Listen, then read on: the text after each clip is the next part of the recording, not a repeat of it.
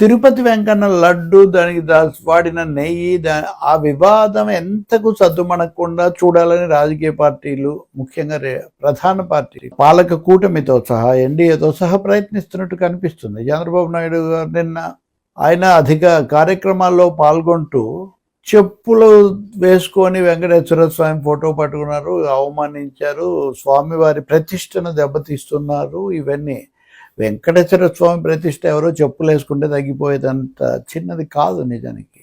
ఆ విషయం అలా ఉంచి దాని మీద మీరు ఒక విచారణకు ఒక ఏకసభ్య కమిషన్, దినేష్ కుమార్ కమిషన్ అనేది ఒకటి వేశారు, ఉత్తర్వు ఇచ్చారు. రెండో వైపున సుప్రీంకోర్టు సిబిఐ ఆధ్వర్యంలోనే విచారణ జరిపి వాళ్ళు ఒక సిట్ నివేదిక ఇచ్చారు. ఆ నివేదికలో ఏముందో ఇప్పటికి కూడా చెప్పలేదు కదా. ఇంత లోపల జగన్మోహన్ రెడ్డితో సహా వైసీపీ నాయకులు హిందాపూర్ డైరీ దానికి హెరిటేజ్కి సంబంధం అని వాళ్ళు ఏదో కొత్త వివాదం చేర్చారు. ఈ విషయం మీద చర్చ జరపడం లేదని సభలోకి వెంకటేశ్వర స్వామి ఫోటోలు తీసుకొని వచ్చారు. ఫోటోలు తీసుకురావడం తప్పనిసరిగా పొరపాటే. ఇంకా ఆ ఫోటోలు తీసుకొచ్చినప్పుడు వాళ్ళు ఎలా ఉన్నారు ఏమిటి ఇవన్నీ సభాపతి ఏమన్నా చైర్మన్ విచారించవచ్చు.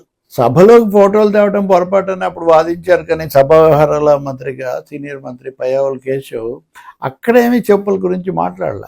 తర్వాత చెప్పులు కలుపుతున్నారు దీన్ని. అంటే ఏంటనమాట, ఒక్కొక్క వివాదం ఏదో ఒక విధంగా నలుగుతూ ఉండాలి అనే వ్యూహం తెలుగుదేశం పార్టీ ముఖ్యంగా తీసుకున్నట్టు కనిపిస్తుంది. ఈ విషయంలో బీజేపీ కూడా అంతగా మాట్లాడలేదు, జనసేన కూడా ఒక దశ వరకు మాట్లాడి తర్వాత కొంత సంయమనం పాటిస్తున్నారు.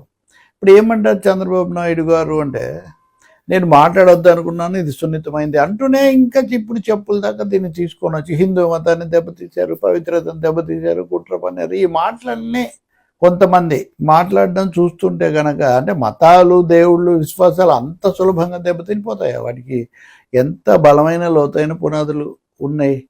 రెండోది పాలనా పరంగా తప్పు జరిగితే చర్య తీసుకోండి, అది రుజువు కావాలి కదా. సుప్రీంకోర్టు స్వయంగా రంగంలో ఉంది కదా. అటువంటిప్పుడు ఎందుకు వీటిని పెంచుకుంటూ పోతున్నారు? అలాగే ప్రైవేట్ కంపెనీలకు సంబంధించిన అంశాలను ప్రభుత్వమే అధికారికంగా ప్రభుత్వ అధినేతే దాని గురించి చెప్పడం మొదలు పెడితే ఇంకా ముగింపు ఎక్కడ ఉంటుంది దీనికి? ఇది చాలా విచిత్రమైన పరిస్థితి. అంటే అది మాత్రమే చాలదన్నట్టు. అంటే హెరిటేజ్ వాళ్ళు లీగల్ నోటీసులు ఇచ్చారు, సభాపతి అంటే మేము చైర్మన్ ఎలాగో చర్చకు నిరాకరించారు, అదంతా జరుగుతూనే ఉంది కదా. అటువంటిప్పుడు కొత్తగా మళ్ళీ ఇప్పుడు చెప్పులు వేసుకుంటే కేసు ఎక్కువ, చెప్పులు వేసుకోకపోతే తక్కువ ఉంటుంది. ఇది అసలు ఏ న్యాయస్థానంలోనైనా ఏ చట్టంలోనైనా దీన్ని విచారించటము, వీటి మీద చర్య తీసుకోవడం సాధ్యమవుతుందా? ఆయా మతాచారులు, వాళ్ళకి సంబంధించిన వాళ్ళు ఆ మత వేదికల మీద చూడాలి. అవేమి ప్రభుత్వాధినేతలకు సంబంధించినవి కాదు. రెండోది నెయ్యి వివాదానికి దీనికి ఏమీ సంబంధం లేదు. చేయాల్సిందేంటి ఇప్పుడు? సిట్ నివేదిక ఏంటి, ఆ వివరాలు బహిరంగపరచండి అని నేను ఇప్పటికీ ఒక వారం 10 రోజుల నుంచి అడుగుతున్నా. ఇతరులు కూడా కొంతమంది అడిగారు. ఎందుకు దాన్ని బయట పెట్టరు? ఎందుకు దాన్ని గుప్పిట్లో పెట్టుకొని అంతకంతకు కూడా మాట్లాడుతూ ఉన్నారు అటు ఇటు కూడా? ఇది చాలా పెద్ద ప్రశ్న. ఇంకా రెండవది, బహుశా వైఎస్ఆర్ పార్టీ వాళ్ళకి ఏమైనా దొరికాయేమో, లేకపోతే ఇది పనికొస్తుంది వాదనకు అనుకుంటున్నారేమో. వాళ్ళు ఒకటే అంశాన్ని తీసుకొస్తున్నారు, దానికి మళ్ళీ యువతల కంపెనీ వాళ్ళు నోటీస్ ఇచ్చారు. ఈ దశలో మళ్ళీ ప్రభుత్వ అధినేత స్వయంగా రంగంలోకి వచ్చి మాట్లాడటం.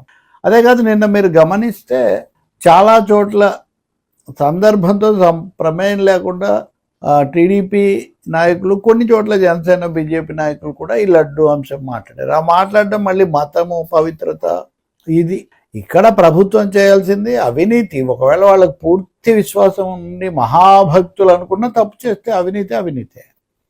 అది ఎవరు చేసినా 3 ప్రభుత్వాల్లో కూడా ఈ రకరకాల డైరీలు కొనసాగడం వెనుక, వాళ్ళకు లైసెన్సులు ఇవ్వకపోయినా వాళ్ళు పొందడం వెనుక ఏ శక్తులు పనిచేస్తాయి?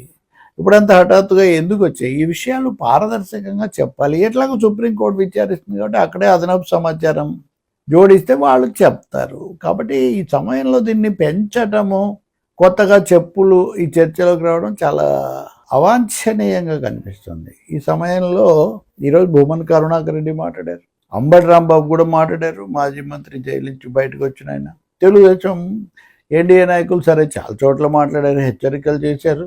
వీటన్నిటికీ కొసమెరుపుగా మాజీ ఎంపీ ఆర్ఎస్ఎస్ బీజేపీలతో కూడా సంబంధం ఒకప్పుడు ఉన్న సుబ్రహ్మణ్య స్వామి కేసు వేశారు సుప్రీంకోర్టులో. గతంలో కూడా ఆయన వేశారు. ఆయన సుప్రీంకోర్టు ముందు మీరు దీన్ని విచారించండి. మీరు వేసిన ఆదేశాల ప్రకారం విచారణ జరుగుతుంటే మధ్యలో రాష్ట్ర ప్రభుత్వం తలదూర్చడం ఏంటి? ఇంకొక ఏకసభ్య కమిషన్ను నియమించటం విచారణ క్రమంలో తలదూర్చటము, దాన్ని పక్కదో పట్టించడం కాదా అని సుబ్రహ్మణ్య స్వామి ఆ ప్రజా ప్రయోజన వ్యాజ్యం, పబ్లిక్ ఇంట్రెస్ట్ లిటిగేషన్ వేశారు. అది చర్చకు వస్తుంది. ప్రధాన న్యాయమూర్తి సిజేఐ సూర్యకాంత్ ధర్మాసనం విచారిస్తుందని కొన్ని కథనాలు నడుస్తున్నాయి. అది నిజంగా జరుగుతుందా లేక ఎవరు తీసుకుంటారో మనకు తెలియదు. కానీ నేను కోరుకునేది మటుకు సుప్రీంకోర్టు ఈ విషయంలో జోక్యం చేసుకొని దీనికి ముగింపు పలకాలి. ఇక రాష్ట్రము, బడ్జెట్, అభివృద్ధి సమస్యలు ఇవన్నీ పోయి ఇంకా లడ్డు నెయ్యి లడ్డు దీని చుట్టే తిరుగుతుంటే దీని వైసీపీ, టీడీపీ, బీజేపీ ఎజెండా ఇది. వాస్తవానికి ఒక ఆయన ఎవరు తెలుగుదేశం నాయకుడు అన్నారు, బీజేపీ ఎజెండా మేము మోస్తుంటే వాళ్ళు కనీసం మద్దతు ఇవ్వట్లేదు, చాలా కోపంగా ఉన్నారు వాళ్ళు. ఒక క్రమ పద్ధతిలో సంఘ్ పరివార్, బీజేపీ తమ వెనక ఉండి ఇవన్నీ కూడా తీసుకొస్తున్నాయి. ప్రతి చోట ఏదో సమస్య రగులుకుంటూ ఉంది. వీటిని పరిష్కరించుకోవాల్సిన అవసరం, ఈ వాతావరణం కలుషితం కాకుండా చూసుకోవాల్సిన బాధ్యత ప్రజల మీద, రాజకీయ పక్షాల మీద ఉంది. ఈ సమయంలో అదనంగా మళ్ళీ దీన్ని తిరగదోడి మళ్ళీ చర్చ మొదలు పెడితే మళ్ళీ నోటీసులు, మళ్ళీ విచారణ. రెండవది clash of interest, conflict of investigations రాదా? ఇప్పుడు ప్రభుత్వము కూడా ఒకవేళ ఏదైనా పొరపాటు జరిగింది, టీటీడీ పొరపాటు జరిగింది అని ఉదాహరణకు ఆ సిట్ నివేదికలో ఉంది అనుకుందాం. ఇప్పుడు ఆ టీటీడీకి అనుకూలమైన ప్రభుత్వం, టీటీడీ నియమించిన ప్రభుత్వం అంటే బోర్డును, వాళ్ళకు విచారణ కమిటీని, ఏకసభ్య కమిషన్ వేస్తే వాళ్ళు ఇందులో జోక్యం చేసుకోరా? కాబట్టి ఖచ్చితంగా ఈ విచారణ సుప్రీంకోర్టు ఆధ్వర్యంలోనే జరగాలి. సుప్రీంకోర్టు కూడా జోక్యం చేసుకొని మళ్ళీ ఒక కొత్త విచారణ తతంగం లేకుండా చూడాలి. మూడవది, నెయ్యి దగ్గర నుంచి ఇప్పుడు చెప్పుల ప్రస్తావన వరకు వస్తున్న ఈ చర్చను ఎక్కడో చోట ఆపాలి. దీనికి నా ఉద్దేశంలో శాసనమండలి, శాసనసభ సరైన వేదిక.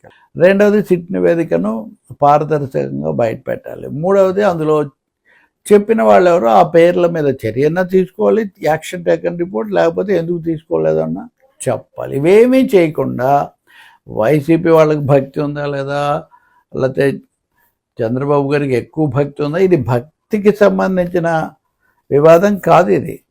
ఇది పాలనకు సంబంధించిన, విశ్వాసాలకు సంబంధించిన, నిర్వహణకు సంబంధించిన, నిబంధనలకు సంబంధించిన సమస్య. దీన్ని డైవర్ట్ చేయడానికి ఎవరిని అనుమతించకూడదు. అది ప్రభుత్వం అయినా సరే అందుకు అవకాశం ఇస్తే మటుకు అత్యున్నత న్యాయస్థానం ఇప్పటికే ఈ విషయంలో వాళ్ళు చెప్పినవి అనేకం జరుగుతున్నాయి కాబట్టి, ప్రక్రియ జరుగుతుంది కాబట్టి మరొకసారి ఇది పక్కదో పట్టకుండా ఆపాలి. మరి సుబ్రహ్మణ్య స్వామి సరే, ఆయన కూడా లిటిగేషన్ బ్యాక్గ్రౌండ్, ఆయన వ్యూహాలందరికీ తెలుసు. కానీ ఈ సమయంలో ఆయన ఒక అంశము మాజీ ఎంపీగా న్యాయస్థానం ముందు తెచ్చారు కాబట్టి ప్రధాన న్యాయమూర్తి లేదా ఆయన ఆదేశాల ప్రకారం ఏర్పడే ధర్మాసనం దీనికి ముగింపు పలుకుతుందని మనం ఆశించాలి.